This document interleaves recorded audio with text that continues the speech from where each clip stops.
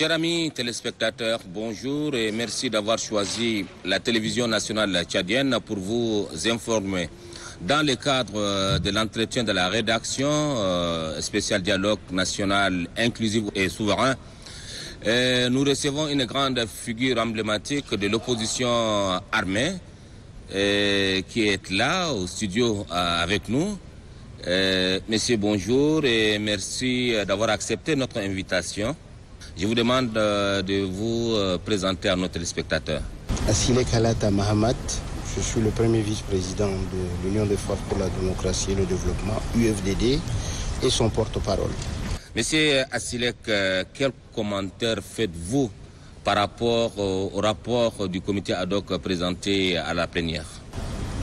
Écoutez, le comité ad hoc a travaillé d'abord dans la sérénité et puis, à son âme et conscience, en étudiant tous les paramètres, a pu dégager des résolutions qui semblent pour lui être des résolutions de consensus. Un tour de table a été fait, chacun a exprimé son désir pour la refondation du Tchad et évidemment, comme vous l'avez d'ailleurs suivi, pendant le compte rendu qui a été fait, toutes les résolutions ont mûrement été étudiées, que ce soit sur la forme de l'État, beaucoup étaient pour l'État unitaire fortement décentralisé, mais nous avons tenu compte de l'aspect fédération que réclament certains compatriotes et en notant que d'ailleurs sur l'aspect fédération, en dehors de ceux qui se sont organisés au préalable, ceux qui demandent la fédération ne le demandent pas par conviction ou par idéologie, ils le demandent par frustration de l'injustice, et ils se disent peut-être qu'en se repliant dans leur région, sous l'aspect fédéral, ils peuvent mieux gérer et peut-être mieux s'épanouir. Même s'ils sont moins nombreux que la majorité de ceux qui demandent l'État unitaire fortement décentralisé, nous avons opté pour aller au référendum et demander au peuple de s'exprimer. Vous voyez? Donc c'est des actes qui sont très forts. Nous avons aussi travaillé sur l'aspect éligibilité et non-éligibilité. D'ailleurs, si vous remarquez, la plupart des gens nous le disent que le point central du dialogue repose là-dessus. Et en étudiant les textes, nous avons vu qu'il n'y a aucune loi qui interdit aux gens qui sont aujourd'hui... On va revenir par rapport à cette Absolument. question, on va revenir là-dessus. Mais Monsieur le Président, la question fondamentale, c'est ce concept-là qui semble diviser le Tchadien. Le concept État unitaire fortement décentralisé et l'État fédéral. Alors, après moult réflexions, le comité ad hoc a jugé utile de renvoyer le peuple au référendum. Est-ce que selon vous, le choix revient toujours au peuple?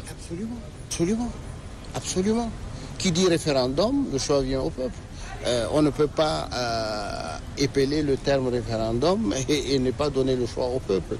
Moi, je voudrais simplement dire, sur l'argumentaire que je faisais tout à l'heure, que d'abord, pour aller à la fédération, ce n'est pas du jour au lendemain. Ça demande un travail de fond.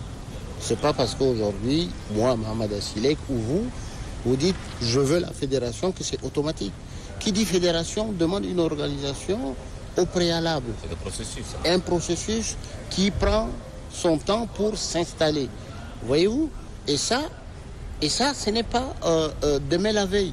On peut commencer à y réfléchir là-dessus, à partir du moment qu'on envoie tout ça au référendum, à réfléchir là-dessus, mais il faudrait que ceux qui la demandent, ceux qui demandent la fédération, doivent savoir que c'est tout un processus qui demande absolument de la matière en matière de ressources humaines, financières et organisationnelles. C'est pas comme ça qu'on va vers un État fédéral. Et puis, il faudrait qu'ils acceptent aussi qu'il y a une frange de Tchadiens qui s'exprime. On est en démocratie. Voyez-vous, la majorité de ceux qui se sont levés dans la salle pour s'exprimer sont à 98% peut-être pour un État unitaire fortement décentralisé. Donc, on ne peut pas aussi aller contre l'aspiration de certains compatriotes pour leur dire non, il y a une frange qui demande la fédération, donc écoutez, votre cas à vous, on ne peut pas le prendre en compte. Non, moi je pense que là, le référendum est la bonne alternative qui puisse permettre aux Tchadiens de s'exprimer et de se définir. Alors, Monsieur le Président, les militaires au pouvoir peuvent se présenter aux élections à venir. Vous, étant mouvement militaire, signataire de l'accord des Doha, quelle est votre position par rapport à cette question? Vous savez, il y a un adage qui dit que nul n'est au-dessus de la loi. La loi elle-même dit qu'on ne peut exclure personne. Et puis nous sommes dans un contexte d'unité, d'inclusivité, et on ne peut pas aujourd'hui exclure une partie des Tchadiens pour leur dire vous n'êtes pas éligible parce que simplement j'ai été froissé pendant quelques décennies d'années, etc. Quelqu'un dans la salle a dit il faut se faire violence pour penser au Tchad de demain. Nous faisons violence pour dire que le Tchad de demain ne peut se construire qu'avec l'ensemble de ses fils. Le CMT qui est en place, le PCMT qui est en place, sont arrivés au pouvoir dans un contexte très particulier. Par rapport à d'autres pays? Absolument. Et ce contexte-là demande à ce qu'il y ait une réflexion. Nous avions opté, évidemment, à ce que la transition à venir puisse se faire avec un président de transition et qu'il faut couper la poire en deux et dissoudre le CMT. L'Union des forces pour la démocratie et le développement, dont vous êtes le vice-président et porte-parole, avait signé l'accord de paix de Doha. Qu'est-ce qui vous a motivé, Monsieur le Président? D'abord, il faudrait dire que la lutte armée est arrivée à un moment, à une impasse. Ce n'est pas que la volonté de vouloir se battre pour ses convictions se sont altérées. Croyez-moi que c'est toujours intact. La même conviction pour un Tchad meilleur nous anime encore aujourd'hui. Si nous avons opté pour signer l'accord de Doha, nous avons voulu être la locomotive qui a tiré vers le haut l'ensemble de nos camarades à aller vers un accord de paix. Parce que nous disons que le Tchad a beaucoup souffert. D'une part, le Tchad a perdu beaucoup de ses fils. D'autre part, et que la somme conjuguée de lutte armée nous amène à ce résultat-là de réflexion. Comme quoi, chacun arrive au pouvoir, il s'installe, il gère à sa façon et c'est le peuple toujours qui est démuni. Et cette fois-ci, nous avons jugé essentiel à ce que cela change. C'est une des motivations profondes qui nous a amenés à aller vers l'accord de Doha. Deuxièmement, c'est le discours prôné par le président de la transition, Mahamadou Idriss Déby Itno, qui nous a paru très sincère, très direct et sans langue de bois. Voyez-vous, en disant, mes frères, ça suffit, venez, on discute. Voyez-vous, c'est la seule fois où l'opportunité s'est posée et nous l'avons saisie en disant, allons-y pour signer cet accord de paix et allons-y pour vouloir poser le problème en profondeur. Nous sommes arrivés, cela ne veut pas dire que nous sommes arrivés, donc on fait l'autruche, on ne parle pas, on ne dit pas. Non, nous sommes venus pour dire de l'intérieur que les choses doivent changer. C'est vérité, il faut le dire. De l'intérieur pour que ce soit mieux entendu et se battre pour les aspirations du peuple. Monsieur le Président, quel sera donc l'avenir de votre mouvement armé après ces dialogues? Vous savez, il y a pas mal d'opportunités qui s'offrent pour les politico-militaires en général, hein, et l'UFDD en particulier. Peut-être se muer en parti politique, ou encore se retrouver dans une coalition politique, ou encore trouver une forme de combat politique. Donc, toutes les opportunités en matière de démocratie s'offrent aujourd'hui, que ce soit pour l'UFDD ou les autres politico-militaires qui sont rentrés, pour qu'ils se muent en une organisation démocratique et qui se bat sur un terrain démocratique. beaucoup de Tchadiens appellent à une paix durable pour amorcer un nouveau départ, alors que d'autres mouvements armés hésitent encore de regagner ce dialogue national en cours. Monsieur le Président, quel est votre message à l'endroit de ceci? Vous savez, moi je coupe la poire en deux. Tout comme j'ai dit à mes frères d'armes, à mes ex-frères d'armes, qu'ils n'ont pas raison de continuer à prôner la lutte armée, parce que, il faut leur reconnaître aussi, ils ne sont pas allés par hasard pour prendre les armes. C'est parce qu'ils n'ont pas trouvé les moyens d'expression à l'intérieur par rapport aux injustices, par rapport à la frustration. C'est pourquoi ils sont là-bas. Quand je leur dis, vous n'avez pas raison et qu'ensemble, on peut être force de proposition à l'intérieur, il faut le dire aussi que ceux qui vont au nom du gouvernement envers nos frères politico-militaires, ils le font au rabais ou ils le font mal. C'est ça ce qui frustre les gens. Vous savez, beaucoup de gens disent à l'exécutif, ceux-là, je les connais, ce sont mes parents, soit on les segmentise de façon communautaire ou régionale, ou etc. Je vais aller discuter avec eux, je vais vous les ramener. Les gens en font de cela un fonds de commerce. Et c'est là, quand les gens vont discuter avec les politico-militaires, ils le font toujours au rabais. Et donc ces politico-militaires hésitent. Voyez-vous, nous par exemple, on a un ballon d'essai. Nous sommes venus au temps de choses qui ont été au-delà même de l'accord de Doha. Vous dites que vous êtes un ballon d'essai, donc je vous explique. Non. C'est pas de ça que je veux dire. Ceux qui sont restés, qui n'ont pas signé, observent. Ok, on a voulu qu'on signe cet accord-là, mais nous ne l'avons pas signé. Mais on a des frères qui ont accepté d'y aller. On va voir qu'est-ce qui va se passer. C'est en cela que je dis que c'est un ballon d'essai. Et il faudrait absolument qu'on respecte les termes des accords qu'on signe, les engagements qu'on prend avec les hommes. Voyez-vous, quand cela est fait de la façon la plus consensuelle et la plus terre-à-terre, quiconque n'hésitera pas pour dire je vais aller signer un accord et quand je vais signer cet accord-là, on respectera cela. Beaucoup de Tchadiens ont signé des accords qui sont rentrés et on les a laissés dans une vie oisive. Pensez-vous que ça ne travaille pas celui qui est dehors? Donc, c'est pourquoi je dis que ceux qui sont rentrés sont comme un ballon d'essai que les autres observent. Est-ce que ce régime-là qui prône la bonne gouvernance, la réconciliation nationale, etc., est sérieux? Ou est-ce que c'est du pipeau, juste on a besoin de faire semblant vis-à-vis de la communauté internationale et que dès que les gens sont rentrés, on passe à autre chose? Alors, je voudrais juste revenir sur cette préoccupation, Monsieur le Président. Quand vous dites ceux qui sont déjà ici sont considérés par ceux qui sont restés à l'extérieur comme un ballon d'essai. Alors, ces ballons est-il aujourd'hui maîtrisé par l'ensemble des joueurs qui sont sur le terrain? Vous savez, moi, tant que le dialogue national inclusif actuellement n'est pas fini et que la période d'observation requise n'est pas observée, je ne pourrais me prononcer par rapport à ce ballon d'essai. Voyez-vous, jusqu'à preuve de contraire, je crois aux paroles données, je crois à la sincérité du PCMT d'abord et je crois aux hommes qui prennent sa mission. Ce n'est qu'après coup qu'on saura si les choses ont été scrupuleuses ou pas.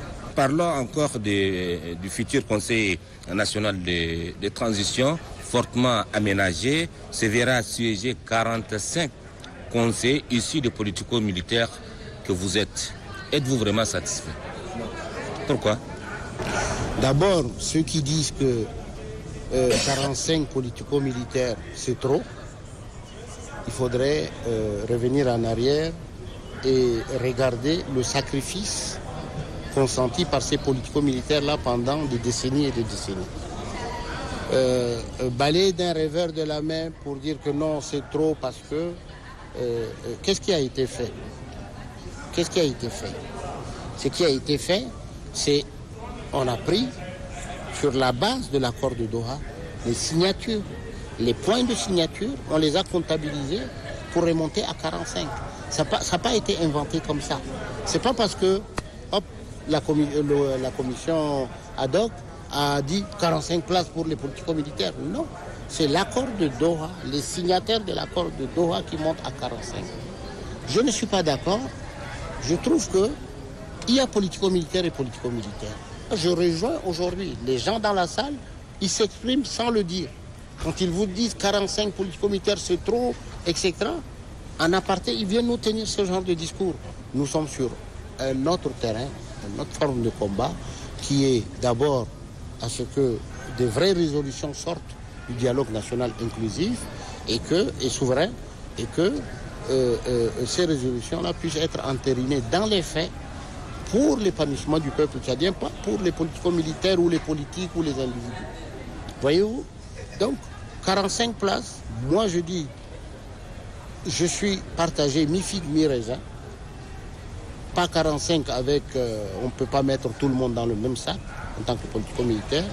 Et puis, il faudrait absolument faire de la place à ceux qui pensent être lésés. J'ai entendu tout à l'heure, les médias par exemple, que vous êtes, ne sont pas dûment représentés dans cette assemblée. Il y a les ONG, il y a tous ceux qui sont exprimés. Ou bien qu'on ne s'arrête pas simplement à 187. L'avant-dernière législature, l'Assemblée nationale, je préconise très bien de monter à 225 ou 250. Il n'y a rien qui ne l'interdit. L'avant-dernière législature était quand même à 225. Et en ajoutant ces places, qu'on puisse prendre en compte tous ceux qui n'y sont pas, ONG, médias ou encore les autres corporations qui, eux, sont insatisfaits de la répartition pour pouvoir faire un ensemble qui puisse satisfaire tout le monde. Je fais attention aux partis politiques qui ne représentent que leur mallette. Voyez-vous? Vous voulez parler des partis politiques sans militants? Voilà. Pour moi, un parti politique, c'est celui qui a un siège dans la capitale et de représentation au niveau des provinces. Et au moins 5000 militants. Mais les personnes qui ne représentent que leurs lunettes, leurs femmes, leurs enfants, leurs mallettes en parti politique. Maintenant, nous sommes à une phase de la refondation du pays. Il faudrait que tous ceux-là s'effacent pour ne prendre en compte que les vrais partis politiques et qui puissent siéger avec des nombres déterminants au siège de l'Assemblée. Monsieur le Président, beaucoup de Tchadiens s'interrogent par rapport à la situation sanitaire de votre président qu'on a aperçu lors de l'ouverture des travaux du dialogue national inclusif. Je vais bien parler du général Nouri. Où est-ce qu'il est et comment se porte-t-il? Le président est toujours très bien. Vous savez, la maladie, elle est universelle. Elle n'est pas personnelle. Monsieur Nouri est un homme qui a beaucoup servi ce pays et qui est d'un certain âge. Tout ce que je peux dire, c'est que s'il y a des gens qui sont inquiets, je leur dirais que le président va très bien. Il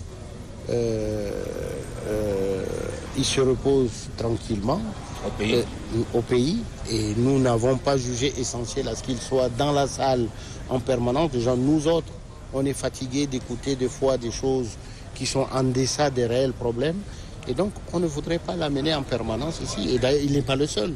Il y a le président Timan qui n'est pas là. Il y a beaucoup qui ne sont pas là, qui sont représentés par leur soit vice-président ou leur représentation. Et je pense que cela puisse être source de polémique. Et puis la maladie est du domaine privé. Il faudrait qu'on le comprenne très bien. Mais si je peux rassurer, le président Nouri va très bien. Des soucis de santé, pour l'instant, il n'en a pas. Même s'il en a eu, à l'heure actuelle, il n'en a pas. Quand on rentre au pays, même moi, j'ai contracté le Covid, le palu. Ça ne doit pas faire jaser les gens. Donc moi, je pense que ça, c'est un autre débat. Mais le président Nouri va très bien. Quel est votre message à l'endroit de vos concitoyens? Moi, je dirais que ils ont trop patienté, c'est vrai. Ils sont pressés de vouloir des résultats, c'est vrai. Ils n'ont plus confiance à leur élite, c'est aussi vrai. Je pense qu'il faudrait qu'ils se battent encore. Et ça, c'est à tous les niveaux. Vous savez,